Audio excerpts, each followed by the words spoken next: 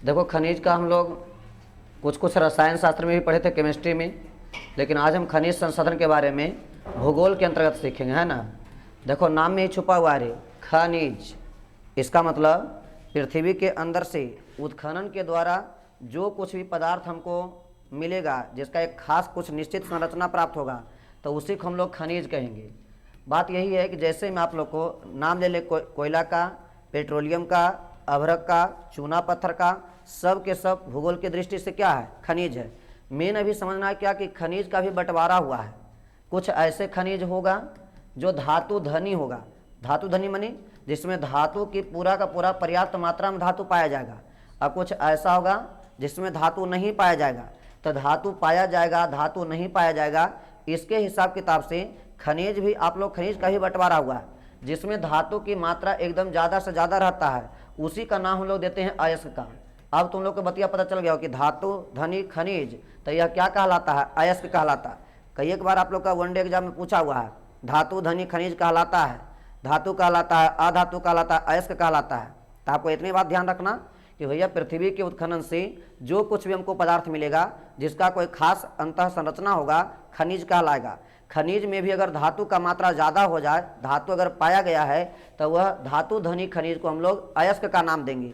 बाकी अयस्क में एक दो बात पॉइंट याद रखो कि जितना खनिज होगा सबका अयस्क होना ये कोई ज़रूरी नहीं है, क्योंकि खनिज में भी कोई ऐसा खनिज है जिसमें धातु है, कुछ ऐसा खनिज है जिसमें धातु नहीं है।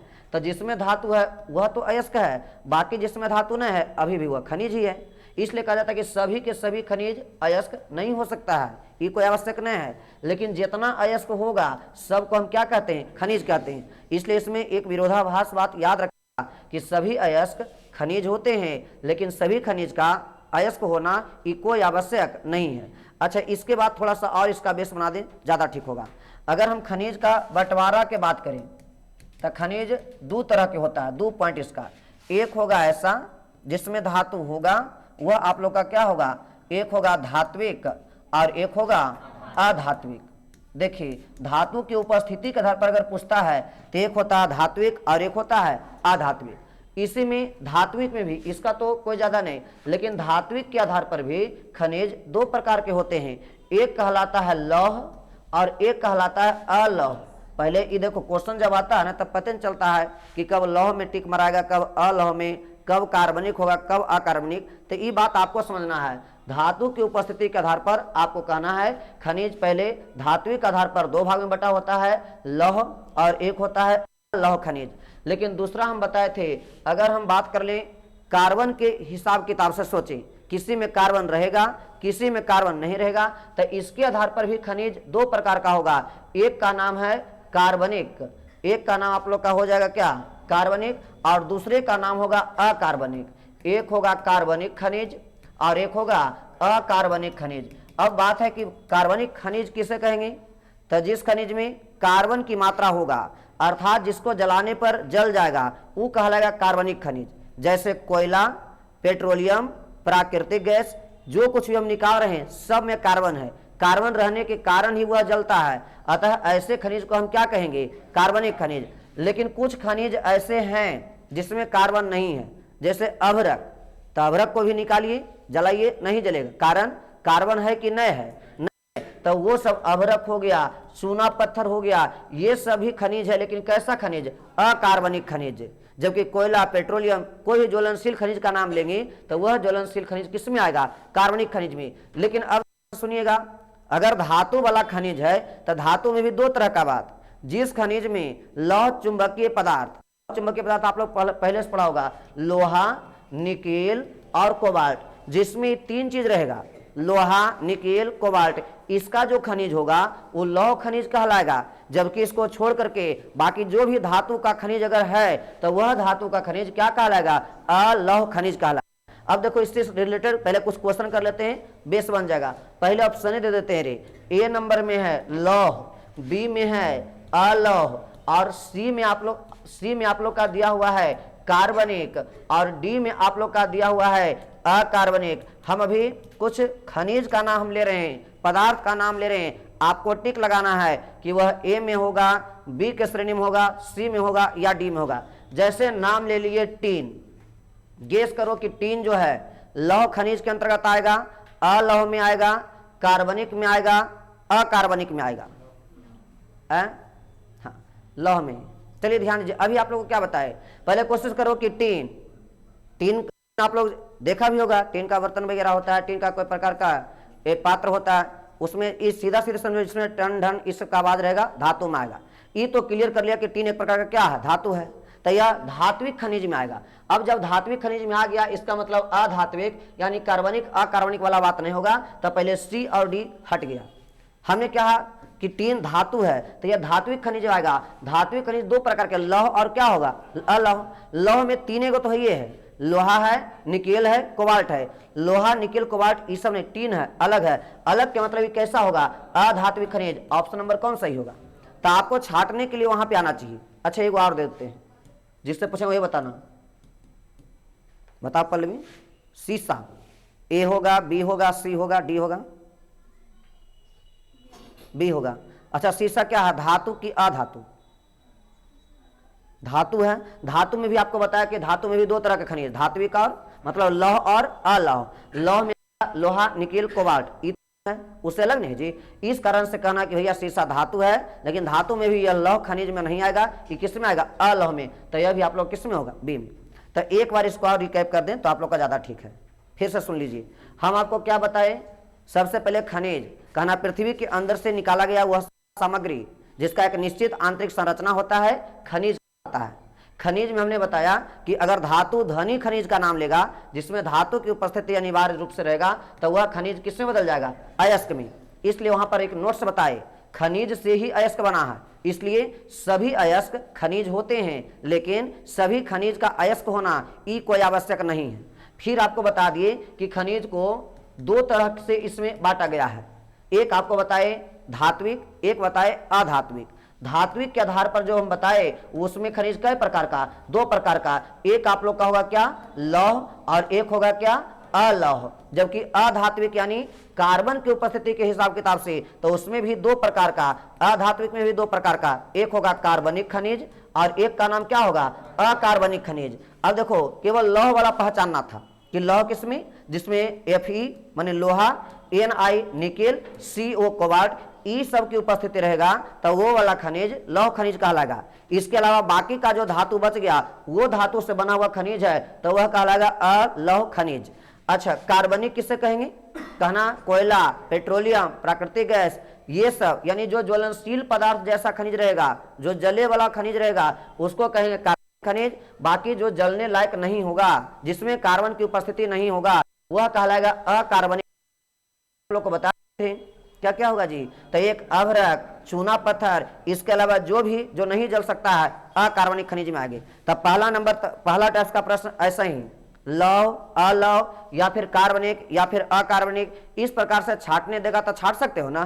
तो एक टाइप का ऐसा प्रश्न। अब बारी बारी से हम लोग को जो इंपॉर्टेंट खनिज है उसके बारे में पढ़ना है।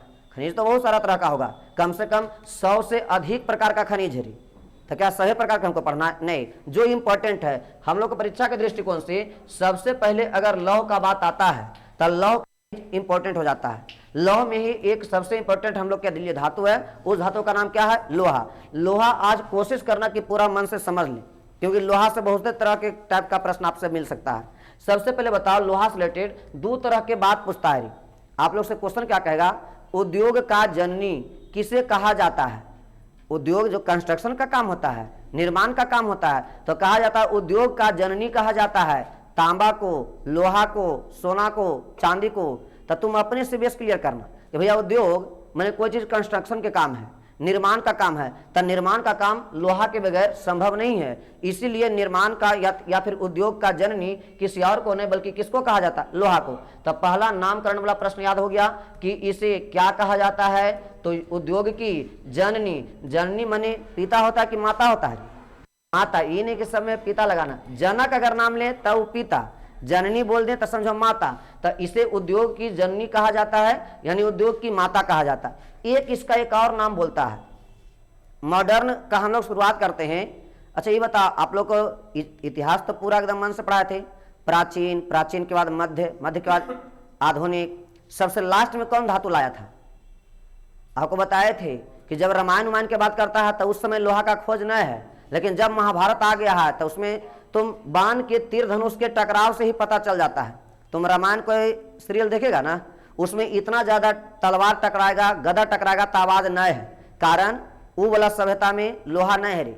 लेकिन तुम महाभारतों की लड़ाई देखना, तलवार टकराएगा तो टन टन आवाज़ करेगा, तो उसी समय समझना कि लोहा आ गया है। तो लोहा जो है सबसे लास्ट में आया है, इसलिए इसे आधुनिक सभ्यता, याद रखना है, आधुनिक सभ्यता का रीढ़ कहा जाता है। तो ये दोनों पॉइंट आप लोग का नामकरण वाला याद रखना कि लोहा को उद्योग का क्या कहा जाता है, जननी कहा जाता है। लोहा को आधुनिक सभ्यता का क्या कहा जाता है, रीढ़ कहा जाता है। इसके अलावा अगर हम बात करें लोहा को मेन रूप से, देखो कोई भी बात आता है लोहा के अगर भारत, देखो दो तरह के सापेक्ष पढ़ेंगे, एक वर्ल्ड एक इंडिया। तो आप लोग अगर बात आएगा कि बता दीजिए पूरा जितना वर्ल्ड में लोहा होता है उसका 1/, जितना पूरा वर्ल्ड में लोहा होता है उसका 1/4 हिस्सा पर केवल और केवल भारत का अधिकार है। मतलब ये बात समझ लीजिए कि पूरा वर्ल्ड मिला करके हो सकता है कि 100 केजी लोहा होता होगा, तो 100 केजी लोहा में से कई केजी, 25 केजी, इसका 1/4 हिस्सा किसका है, भारत का है। तो ये आप लोग याद रखना है, कुल लोहा का या विश्व के कुल लोहा का कितना हिस्सेदारी या कितना भागीदारी भारत करता है, परसेंट में देगा तो कई परसेंट, 25%। और अगर भिन्न में देगा कि कुल लोहा का या विश्व के कुल लोहा के कितना हिस्सेदारी भारत का होता है, तो 1/, कई भाग, 4 भाग। यही कारण है, तुम ये अनुमान लगाओ कि पूरा 100% में 25% अकेले लोहा के लिए कौन है, भारत, बाकी 75% में सब मिला के है। लेकिन एक क्वेश्चन और एक तरह के बोलता है कि उत्पादन के दृष्टि से, लोहा के उत्पादन की दृष्टि से भारत का स्थान कौन सा है, पहला है, दूसरा है, तीसरा है, चौथा है, क्या लगता है? हाँ, तो ये ध्यान रखना है कि भारत का जो स्थान है वो कैमा है, चौथा है। तो एक बात और आ गया कि भाई अगर भारत चौथा स्थान पर है लोहा उत्पादन करने में, तब पहला, दूसरा, तीसरा इस सब में के है। तब पहला नंबर पर कौन है, चीन, दूसरा नंबर पर है ऑस्ट्रेलिया, और तीसरा नंबर पर है ब्राजील। ये तीनों का नाम आप लोग याद रखेगा, और चौथा नंबर पर क्या कौन है, भारत है। तो फिर से एक बार इसको यहां से सुन लीजिए, लोहा के जब बात आता है तो कहना है लोहा को उद्योग का क्या कहा जाता है, जननी कहा जाता है। लोहा को आधुनिक सभ्यता का क्या कहा जाता है, रीढ़ कहा जाता है। कुल लोहा का, विश्व के कुल लोहा का 1/4 हिस्सा भारत का है। लोहा के उत्पादन में भारत का स्थान कैमा है जी, चौथा है। इसके पहले तीनों का नाम लिख देना है। लोहा के उत्पादन में पहला नंबर पर कौन है, चीन है, दूसरा नंबर पर कौन है, ऑस्ट्रेलिया है, और तीसरा नंबर पर ब्राजील है, चौथा नंबर पर भारत है। एक तरह का इसमें सवाल और, ये नहीं कि लोहा का नाम ले रहे तो लोहा, आपको अगर कह देगा इस्पात के उत्पादन में नंबर 1 देश कौन सा है, तो भी आपका कौन होगा, चीन ही होगा। इस्पात को बनाएंगे भी फिर से किससे, तो जिसके पास लोहा का उत्पादन बढ़िया से हो रहा है उसके पास इस्पात का भी उत्पादन अच्छा सही होगा। तो खैर इसके बाद आगे सुनिए। इतना सुनने के बाद तो लोहा से रिलेटेड एक चीज पूछता है अयस्क, क्योंकि जिसमें देखो अयस्क दो बात, खनिज में ही अगर धातु ज्यादा से ज्यादा मात्रा में मिलने लगे उसको क्या कहते हैं, अयस्क। तो लोहा का हम लोग प्राप्ति करेंगे खनिज से कि अयस्क से, तो ध्यान में रखना है कि भैया अयस्क जिसमें धातु ज्यादा से ज्यादा मात्रा मिलेगा उससे निष्कर्षण करेंगे तो हमको धातु की प्राप्ति अच्छे ढंग से और ज्यादा से ज्यादा मात्रा मिलेगा। इसलिए ये सब बात पहले से पढ़ा हुआ है केमिस्ट्री में भी कि लोहा का या कोई अन्य धातु का निष्कर्षण उसके क्या चीज से होता है, अयस्क से होता है। तो पहले लोहा के प्रमुख अयस्क का आप लोग नाम जानना होगा। कभी कभी क्वेश्चन ये भी आता है, हेमेटाइट निम्न में किसका अयस्क है, मैग्नेटाइट निम्न में किसका अयस्क है। तो पहले इसका प्रमुख कम से कम 4 अयस्क का नाम याद रखना, जिसमें एक सबको जानता है, हर एक किताबे में रहता है, हेमेटाइट। कौन टाइट, हेमेटाइट। एक आप लोग का होता है मैग्नेटाइट, मैग्नेटाइट। एक होता है हाँ लिमोनाइट, लिमोनाइट है रे, और एक है सीडेराइट। क्या याद रहेगा? अब इसमें से कैसे क्वेश्चन घुमाएगा ये तुमको पता चल जाएगा, रीजनिंग में पूछ लेता है। निम्नलिखित में से कौन बेमेल है, बेमेल माने मेल नहीं खाता, तक कैसे देगा, लेगा ऑप्शन ए में देगा हेमेटाइट, मैग्नेटाइट, लिमोनाइट, क्रायोलाइट। तो अभी आप लोग को पता चल रहा होगा कि भैया आप नाम जो लिए हेमेटाइट, मैग्नेटाइट, लिमोनाइट, क्रायोलाइट, समझ गए, 3 गो संबंधित है लोहा के अयस्क से, क्रायोलाइट अलग है, इस कारण से क्रायोलाइट बेमेल हो गया। तो ये सब बात आप लोग को ध्यान में रखना चाहिए। लेकिन इसको और विस्तार करें। अच्छा ये बताइए, हेमेटाइट, मैग्नेटाइट, लिमोनाइट, सीडेराइट में सबसे अच्छा लोहा का अयस्क कौन सा है? कौन जी?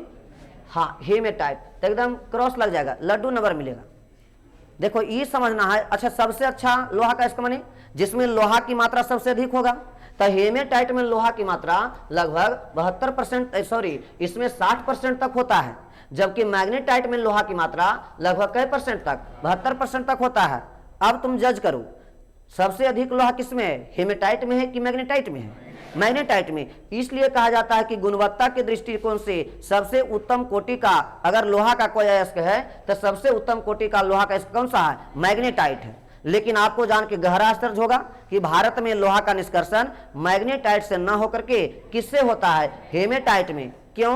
क्योंकि भारत में भंडारण जो है वह सबसे अधिक से अधिक भंडारण वह किस अयस्क का है? हेमेटाइट अयस्क का है। तो ये तो मजबूरी बन गया, समझिए। सबसे उत्तम कोटि का है मैग्नेटाइट, लेकिन भारत में सबसे अधिक भंडारण किस अयस्क का है? हेमेटाइट अयस्क का है। इसी कारण है कि भारत में लोहा का निष्कर्षण मैग्नेटाइट अयस्क से न होकर के और किससे होता है? तो यहाँ पर हेमेटाइट अयस्क से होता है। लगभग 80% तक भारत में अगर लोहा को भंडारित करने का परसेंट है तो 80% में 80% क्षमता होता है किसका भंडारण करने का? हेमेटाइट को भंडारित करने का। यही कारण कि भारत में लोहा का निष्कर्षण किस अयस्क से किया जाता है? हेमेटाइट अयस्क से किया जाता है। ई वाला अयस्क से रिलेटेड बात याद रहेगा। एक बार फिर से, इसका जब भी लौह अयस्क का नाम लेंगे, कहना लोहा के 4 इंपॉर्टेंट अयस्क का नाम लिए हैं, हेमेटाइट, मैग्नेटाइट, लिमोनाइट और कौन आया? सिडेराइट। इसमें सबसे अगर सिर्फ दे दिया सबसे उत्तम कोटि का अयस्क है तो गुणवत्ता के दृष्टिकोण से सबसे उत्तम कोटि का लोहा का अयस्क कौन सा है? मैग्नेटाइट। कारण क्या है? इसमें लोहा की मात्रा अपेक्षाकृत कम होता है कि अधिक होता है? अधिक, लगभग कई परसेंट तक? 72% तक। फिर भी भारत में व्यापक तौर पर नहीं पाया जाता है, इसका अभाव है। भारत में हेमेटाइट का भंडारण सबसे अच्छा है, लगभग 80% तक उसका भंडारण है। यही कारण कि भारत में लोहा की जो निष्कर्षण होता है वह किस अयस्क से? हेमेटाइट अयस्क से किया जाता है। क्लियर? अच्छा, अब थोड़ा रंग पर बात कर दें। देखो इससे रिलेटेड जो कुछ पूछेगा आज के बाद नहीं छूटना चाहिए। बोलो हेमेटाइट का रंग कैसा होता है? जल्दी से गेस करो। नहीं, हेमेटाइट का रंग लाल होता है रे। यही कारण आप लोग से कहेगा निम्नलिखित में से किसे लाल अयस्क कहा जाता है? ऑप्शन सर याद देगा। तब लाल अयस्क किसको कहेंगे? हेमेटाइट को। इसी के बाद आता है क्या? मैग्नेटाइट। मैग्नेटाइट का कलर काला होता है, इसलिए मैग्नेटाइट को कैसा अयस्क कहते हैं? काला अयस्क कहते हैं। नमेश मैग्नेट मतलब चुंबक ना, चुंबक का रंग कैसा? काला। यही कारण यहाँ से भी आप लोग लिंक कर सकते हो कि भैया मैग्नेटाइट का रंग काला होता है, इसलिए मैग्नेटाइट को कैसा अयस्क कहते हैं? काला अयस्क कहते हैं। क्या यहाँ तक बात सही है? उसके बाद आप लोग को एक और आया था, कौन? लिमोनाइट। लिमोनाइट बिल्कुल ये भी लेमू की तरह है री। जब पक जाता है तब हरा नहीं सोचना, ये लोग के तो और उल्टा पुल्टा है कि भैया हरा मारेंगे कि पीला। तब पक्का नींबू पर ध्यान देना है। पका हुआ नींबू पीला ना, इसलिए लिमोनाइट का जो रंग होता है वो पीला, इसलिए इसको पीला अयस्क कहा जाता है। तो रंग वाला बात भी क्लियर हो गया। हेमेटाइट को लाल अयस्क कहा जाता है, मैग्नेटाइट को काला अयस्क कहा जाता है, लिमोनाइट को पीला अयस्क कहा जाता है। इतना बात क्लियर है? देखो हल्ला नहीं, इतनी चीज नहीं, इसके अलावा अगर हम इस सब के नाम लें, लौह अयस्क का नाम लें तो आया। देखो हम लोग अभी बताए कि पूरे का 1/4 हिस्सा हम लोग लोहा का उत्पादन बढ़िया से कर लेते हैं, इसलिए आवश्यकता से अधिक लोहा हमारे पास होता है। तो जब किसी के पास आवश्यकता से अधिक रहेगा तो वो बाहरों तो बेचता है। इसको हम लोग आयात कहते हैं कि निर्यात कहते हैं? निर्यात। तब भारत ऐसा देश है रे जो लोहा को निर्यात करने में फेमस है, और वह निर्यात जिन जिन जगहों से करता है उसको हम बंदरगाह कहते हैं। तो वही 4 बंदरगाह, अभी थोड़ा सा तो लोग पीछे देख लो, बात आप लोग का ठीक ठाक हो जाएगा, ध्यान दीजिएगा।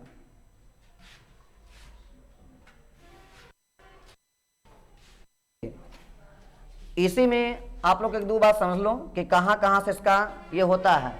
यहां पर देख लीजिए, खास करके यहां पर लोहा का उत्पादन होगा, और यहां पर एक बंदरगाह है पारादीप।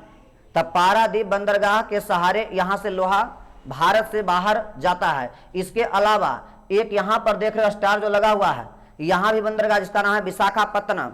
तब विशाखापत्तनम से भी यहां पर से लोहा जो है वो बाहर निकलता है, यानी निर्यात होता है। साथ ही साथ यहां आप लोग खुद देख सकते हो, एक है मंगलौर। मंगलौर के इलाका से, यहां मंगलौर भी एक बंदरगाह है और यहां से भी लोहा का क्या होता है? निर्यात होता है। और एक है मारवा गांव। जो गोवा का है जी, तो यहाँ मारमा गांव से भी यहाँ लोहा का निर्यात होता है। लेकिन सबसे बड़ा इंपॉर्टेंट बात है कि ये सब बंदरगाह से लोहा निकला गया कहाँ, तो खास करके सबसे देखो जाता होगा हर जगह, लेकिन एक होता है थोक विक्रेता, एक होता है खुदरा विक्रेता, तो अंतर है ना। जिसके यहाँ सबसे अधिक मात्रा में जाता है उसको लोग थोक में नाम लेते हैं, और सबसे अधिक मात्रा में लोहा का निर्यात जो करता है, विश्वास नहीं होगा, उसी करता है किसको, जापान को। इसलिए कभी कभी आएगा लोहा के निर्यात में भारत का संबंध किसके साथ है, तो लोहा के निर्यात में भारत का संबंध किसके साथ हो जाएगा, जापान के साथ हो जाएगा। ये भी आएगा जापान में लोहा का निर्यात करता है भारत, लेकिन किन किन बंदरगाह से, तो बंदरगाह का नाम जरूर याद रखना, पारादीप बंदरगाह, विशाखापत्तनम बंदरगाह, एक है मंगलौर बंदरगाह, एक है मारवा गांव बंदरगाह। हाँ, क्षेत्र पूछ देगा कि लोहा का उत्पादन जो हो रहा है भारत के किन किन इलाका से, तो एक ऊपर देख रहे हो यह उड़ीसा है, ये क्या है जी, उड़ीसा। यहाँ एक देख रहे हो ये छत्तीसगढ़ है, इसके अलावा यहाँ कर्नाटक है, और यहाँ आप लोग क्या है, गोवा है। तो इन 4 जगह का नाम आप लोग दिमाग में ऐड कर लीजिए। अगर लोहा से रिलेटेड इतना बात जितना सुना दिया उतना सुन लिए हो, तो लोहा से कितना हूं तोड़ेगा जोड़ेगा आप लोग का दिक्कत नहीं होगा। क्या यहां तक सही है? अच्छा, इसके अलावा 1-2 बात और सुन लो तो ज्यादा ठीक हो जाएगा। देखो एक बार हम फिर से इसको ये करने की कोशिश करते हैं, यहां तक आ गया था। अच्छा, इसके बाद इसी में एक और धातु का नाम थोड़ा ले लेते हैं, जिसका नाम है क्या, मैग्नीज। दो धातु आप लोग का आज क्लियर हो जाएगा। मैग्नीज ऐसे कोई देखा कि नहीं देखा है? नहीं, सब देख ला, चिन्ह में नया हुआ है। अच्छा, बैटरी देखा है रे, पहले जब निप्पो बैटरी आता था, हाँ, तब तो कुछ नहीं, अगर होगा उसको फोड़ना तो जो काला कलर के चूर्ण निकलेगा, पाउडर देखा ना ये, हाँ, तो जो काला कलर का पाउडर है वो है क्या है, मैग्नीज है। तो नहीं देखा अभी तक ना, अब तो देखिए रिया रे। तो हाँ, मेन इसका आता है मैग्नीज के उत्पादन में। अच्छा, भारत का स्थान कैमा है? अरे मैग्नीज को चिन्ह लिया ना, तो इससे 2 सवाल आता है, मैग्नीज के उत्पादन में भारत का स्थान। जल्दी किस करो, कै नंबर पर है? पहला पर, दूसरा पर, तीसरा पर, चौथा पर, क्या लगता है? आज ही लोग जी के पढ़ रहा है। राहुल लिखी है, बतावा राहुल, मैग्नीज के उत्पादन में भारत कितना स्थान पर है? तीसरा। हाँ, दूसरा पर है। इसके पहला पर कौन है? जिम्बाब्वे। एकदम ध्यान रखना है, लग रहा होगा ना कि बेकार है, तो यही सच्चाई है रे। कभी भी आएगा कि भंडारण के दृष्टिकोण से, मैग्नीज के भंडारण के दृष्टिकोण से पहला नंबर पर कौन सा है? जिम्बाब्वे, और दूसरा नंबर पर कौन सा है? भारत। इसका मेन इस्तेमाल है, कभी कभी उपयोग से भी प्रश्न आ जाएगा। तो इसका उपयोग किसमें करते हैं? कौन बैटरी में? पानी वाला में कि सूखा में? सूखा में। तो इसको शुष्क बैटरी में इसका इस्तेमाल किया जाता है। कौन बैटरी में? शुष्क बैटरी में। एक और बात है, पेंट के निर्माण में भी इसका इस्तेमाल होता है। तो पहला नंबर हो गया सूखा सेल में, दूसरा हो गया पेंट में, और तीसरा कीटनाशक में।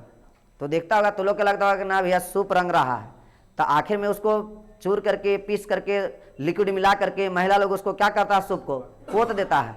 तो तुमको लगता है ना भैया बड़ी बढ़िया दिखे लगी, कुछ न, वहाँ पर उसका जो ध्यान, अलग बात है कि उसके पास उतना नॉलेज न है कि काहे हम इसको ये कर रहे हैं, लेकिन सच्चाई यही है कि यह चूंकि किसका काम करता है? कीटनाशक का काम करता है, और उसके तहत जो बांस का बना हुआ सूप रहता है वो सुरक्षित रहता है, कीड़ा वगैरह उसमें नहीं लगता है, इस कारण से वह बचा हुआ रहता है। तो ये ध्यान में रखना है। शुष्क बैटरी में इसका इस्तेमाल करेंगे, पेंट में इसका इस्तेमाल करेंगे, कीटनाशक के रूप में इसका इस्तेमाल करेंगे। ये सब बात आप लोग को ध्यान में रखना है। क्या सही है? इसमें बता दिए कि मैग्नीज के उत्पादन में भारत का स्थान कैमा है? दूसरा है। पहला नंबर पर कौन सा देश है? जिम्बाब्वे है। लेकिन भारत में पूछ देगा, भारत में वह कौन सा राज्य है जो मैग्नीज के उत्पादन में सुपर है, माने 1 नंबर पर है? हाँ, तो उड़ीसा। वो कौन है? उड़ीसा। ये बताओ, इतना लोहा वाला बात और इस वाला बात याद रहेगा। तो आज का क्लास यहीं तक रखना है।